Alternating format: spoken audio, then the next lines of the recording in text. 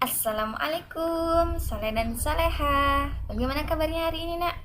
Semoga selalu sehat dan semangat. Oke, kalau melihat dari gambar-gambar ini, kira-kira kita akan belajar tentang apa ya? Betul, hari ini kita akan belajar tentang perkembangan tanaman. Oke, pekan lalu kita sudah belajar tentang perkembangan dan pertumbuhan manusia. Kemudian belajar tentang perkembangan dan pertumbuhan hewan. Kemudian hari ini kita akan belajar tentang perkembangan dan pertumbuhan tanaman. Disimak baik-baik ya, Saleh dan Saleha. Nah, adapun tujuan pembelajaran kita hari ini. Yang pertama, siswa mampu mengetahui perbedaan dan persamaan ciri perkembangan tumbuhan. Jadi, setelah pembelajaran ini, Ananda sudah harus tahu membedakan tumbuhan yang satu dengan tumbuhan yang lainnya, perkembangan tumbuhan yang satu dengan perkembangan tumbuhan lainnya, kemudian mengetahui persamaannya. Nah, yang kedua, tujuan pembelajaran kita yang kedua, siswa mampu menyelesaikan soal cerita tentang pembagian. Nah, matematika kita semakin menarik ya untuk dibahas. Kemarin kita sudah bahas tentang penjumlahan, pengurangan, kemudian perkalian. Dan sekarang kita akan membahas tentang pembagian. Oke? Nah, ada yang tahu nggak sih ini gambar tanaman apa? Betul, kentang dan bawang merah. Sudah ada tahu belum rasanya seperti apa? Lebih suka rasa apa? Kentang atau bawang merah? Lebih enak kentang ya? Betul. Jadi kentang ini adalah sebagai pengganti makanan pokok jika tidak ada nasi. Kemudian bawang ini adalah bumbu masakan ya. Jadi dia ini dua spesies yang berbeda namun disamakan karena dia adalah jenis tumbuhan yang berkembang biak dengan umbi. Jadi untuk memperbanyak tanaman ini itu ditanam dengan menggunakan umbinya. Tahu nggak yang mana umbi? Betul, ini ya yang bulat-bulat ini ya umbi. Ini adalah umbinya. Ini adalah umbinya. Jadi dia ditanam dengan menggunakan umbi. Nah, ayo lihat. Ini adalah kentang yang ada muncul tunasnya. Nah, kalau tadi persamaannya persamaan dari kentang dan bawang merah yaitu ditanam dengan menggunakan umbi. Nah, kemudian kita sekarang akan membahas tentang perbedaannya. Nah, kentang ini ditanam dengan menggunakan umbi, namanya umbi batang. Nah, jadi yang muncul di atas ini seperti batang, dia keras seperti batang tapi tidak terlalu keras ya. Makanya dia dikatakan sebagai umbi batang. Nah, umbi batang juga berisi cadangan makanan. Jika ditanam, umbi batang dapat tumbuh menjadi tumbuhan baru. Jadi di sini tuh ada cadangan makanan. Di sini terdapat cadangan makanan.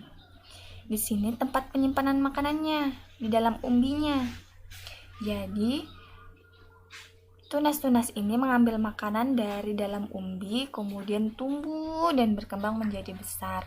Kalau manusia, tempat penyimpanan makannya di mana?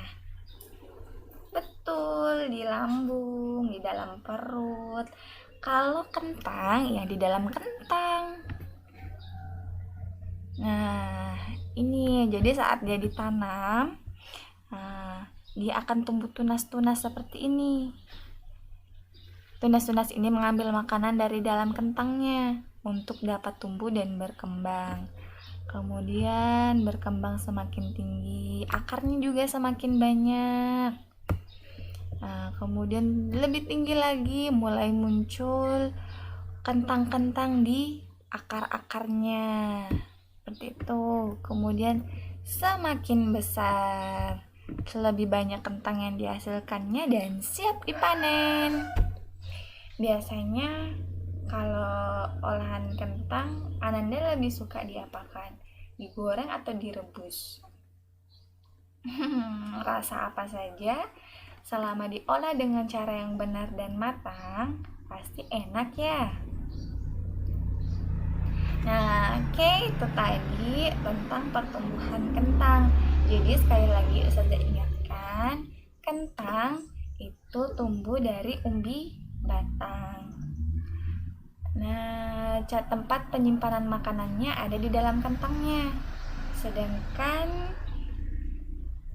batangnya ini, tunasnya ini mengambil makanan di dalam kentangnya, di dalam umbi kentangnya untuk dapat tumbuh dan berkembang menjadi lebih besar dan lebih besar lagi. Oke, selanjutnya adalah bawang merah. Tadi untuk persamaan bawang merah dan kentang yaitu sama-sama tumbuh dari umbi. Nah, sedangkan kentang tumbuh dari umbi batang, bawang merah tumbuh dari umbi lapis. Nah, terlihat ya, bawang merah memiliki lapisan-lapisan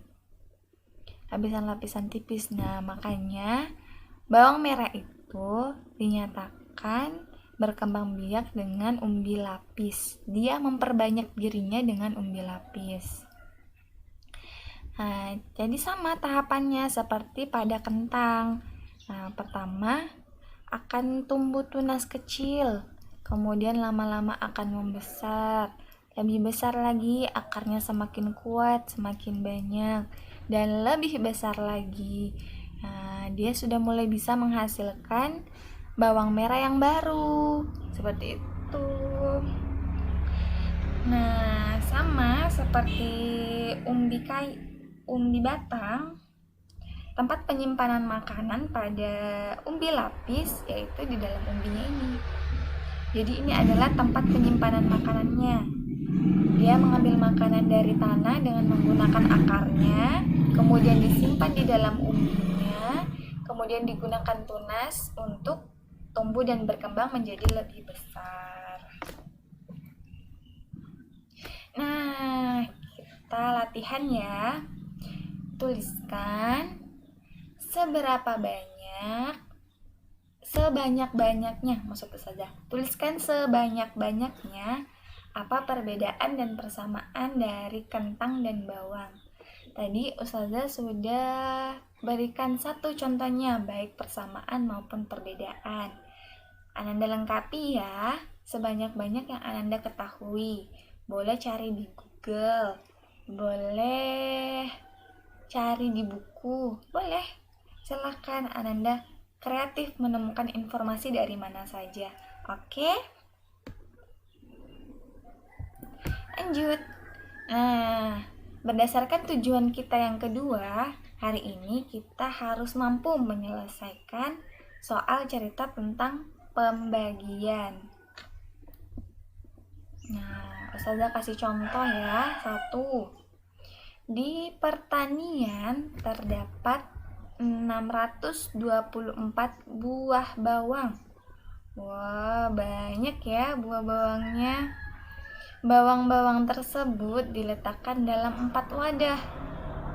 Wah, setiap wadah berisi bawang dengan jumlah yang sama banyak. Berapakah buah bawang pada setiap wadah? Nah, untuk penyelesaiannya, pertama, temukan kalimat pembagian. Ayo, berapa kalimat pembagiannya? Betul, yaitu 624 dibagi 4. Jadi ada 624 buah bawang yang akan diisi, yang akan dibagikan ke dalam 4 wadah. Sama banyak ya. Nah, kemudian kita selesaikan dengan cara bersusun seperti ini. Kita buat akar seperti ini, kemudian kita simpan angka yang akan dibagi di dalam akarnya, yaitu 624. Angka yang pembagi berada di luar. Kemudian pertama, kita selesaikan angka yang paling di depan. Kalau penjumlahan, pengurangan, dan perkalian kita menyelesaikan dari angka yang ada di belakang. Nah, untuk pembagian itu sedikit berbeda. Kita selesaikan dengan angka yang ada di depan. Caranya, kita mencari perkalian 4 yang hasilnya 6 atau mendekati 6. Ayo, perkalian 4 yang hasilnya 6 atau mendekati 6. Aduh, tidak ada yang hasilnya 6, Ustazah. Tapi yang mendekati 6 ada. Berapa? Benar, 4 kali 1 yaitu 4. Kalau 4 kali 2? Benar, 8. Sudah lebih besar dari 6, jadi tidak bisa kita gunakan. Jadi kita gunakan 1. Kemudian kita kurangkan. Kita kurangkan 2 angka yang di depan terlebih dahulu. Yaitu 6 dikurang 4, 2 turun 2, kemudian turun 4. Kan? 6 dikurang 4, 2. 2 dikurang 0, 2. 4 dikurang 0, 4. Nah, kemudian kita cek lagi. Karena 2 ini lebih kecil dari 4 sebagai pembagi, maka kita ambil 2 angka untuk diselesaikan. Nah, kembali lagi sama perkalian 4. Berapa yang menghasilkan 22 atau mendekati 22? Ayo, 4 kali berapa yang hasilnya 22 atau mendekati 22? Tidak ada, Ustazah, yang hasilnya 22. Yang ada yang mendekati. Benar. Berapa ya? Benar, 5. 5 kali 4, 20. Kemudian kita kurangkan. 224 dikurang 20. Benar, tinggal 24 ya. 0 di depan tidak perlu ditulis. 2 kurang 2, 0. 2 kurang 0, 2. 4 kurang 0, 4. 0 yang di depan ini tidak perlu ditulis karena tidak berarti. Karena dia berada di depan. Nah, kemudian kita kembali lagi mencari. Perkalian 4 ada nggak ya yang hasilnya 24? Benar, ada ya, yaitu 4 kali 6, 24. Kemudian kita kurangkan, hasilnya 0.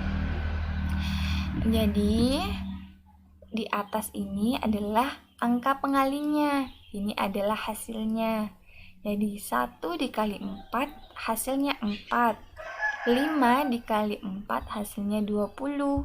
6 dikali 4 hasilnya 24. Oke, jadi berapa isi wadah masing-masing? Benar, satu wadah berisi 156 bawang. Jadi 624 dibagi 4 yaitu 156.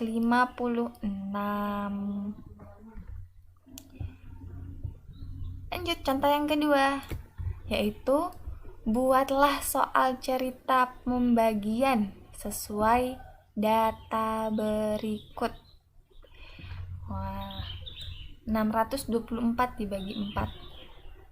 Kalau tadi sudah ada soalnya, tinggal kita kerjakan berapa hasilnya. Sekarang kita tidak punya soal, kita punya data pembagiannya. Nah, Pertama kita buatkan soalnya dulu. Caranya, nah kita membuat pemisalan. Kita misalkan 624 itu adalah tangkai bunga. Boleh bukan tangkai bunga. Ya, senyamannya Ananda mau pakai pemisalan apa. Ini contoh dari Ustazah saja. Jadi 624 ini kita misalkan sebagai tangkai bunga. Kemudian 4 kita misalkan sebagai vas bunga. Nah, ingat tadi kalimat pembagiannya di contoh sebelumnya ada kata dibagi rata atau diisikan kepada masing-masing. Ya. Nah, sehingga kita bisa membuat soal ceritanya seperti ini. Ananda Saskia merangkai 624 tangkai bunga dalam 4 vas. Berapa banyak isi masing-masing vas bunga jika diisi sama banyak? Nah, jadi kalimat pembagiannya seperti itu ya. Soal cerita tentang pembagiannya seperti itu. Jadi, pertama kita misalkan terlebih dahulu. Kemudian, di dalam pembuatan soalnya harus ada kata berapa banyak masing-masing. Oke, harus ada kata itu ya. Berapa banyak masing-masing. Nah, itu ciri dari pembagian. Oke, bisa dipahami ya penjelasan Ustazah. Nah, selanjutnya untuk tugas kedua. Nah, tugas kedua yaitu buatlah soal cerita tentang pembagian dan tentukan hasilnya. Buatlah soal cerita tentang pembagian dan tentukan hasilnya. Jadi Ustazah sudah siapkan angkanya, yaitu 540 dibagi 4. Nah, tugas Ananda yaitu membuat soal ceritanya dan menentukan hasilnya. Cara membuat soal ceritanya sudah Ustazah jelaskan seperti ini. Pertama dimisalkan, kemudian di dalam soalnya harus ada kata-kata berapa banyak masing-masing. Nah, kemudian ditentukan berapa hasilnya. Berapa hasil dari 540 dibagi 4. Oke, Soleh dan Soleha, semangat, kamu pasti bisa. Anak-anaknya Ustazah kan cerdas-cerdas, ya kan? Pasti dong. Assalamualaikum warahmatullahi wabarakatuh. Semangat Soleh dan Soleha.